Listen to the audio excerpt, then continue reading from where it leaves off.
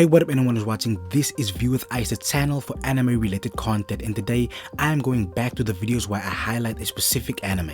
I have been skipping my anime of the week videos for a few weeks now, but even though it is not very popular, I decided to keep it up for the sake of consistency, and the anime that I want to talk about today is something that I never would have thought would turn into my favorite anime of 2023.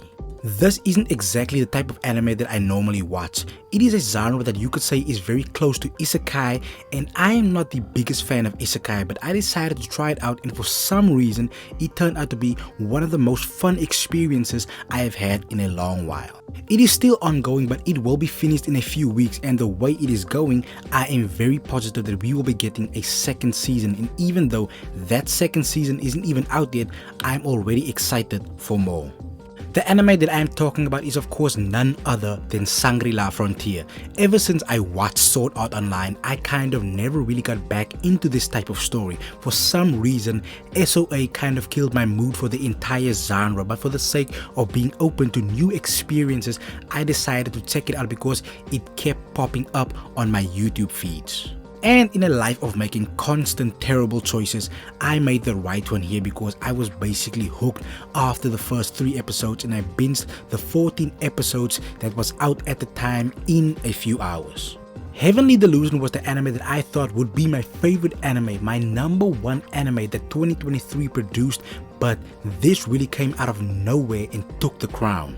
But getting back to the plot, our story here follows Rakuro Hizitome, known by his gamer tag of Sanraku. He is someone who you would call a trash gamer. A trash game is essentially those bottom of the barrel type games that most people would most likely avoid because it is filled with bugs and a lot of things that would ruin the average gaming experience. One day after finally beating a special kind of horrible game, Sanraku gets recommended to play Shangri-La Frontier. Shangri-La Frontier is what they would call a god tier game. In our world, some would call it a AAA game. It is one of the most popular games in the world, and this would normally not be something that Sanraku is interested in, but he decides to take up on the recommendation.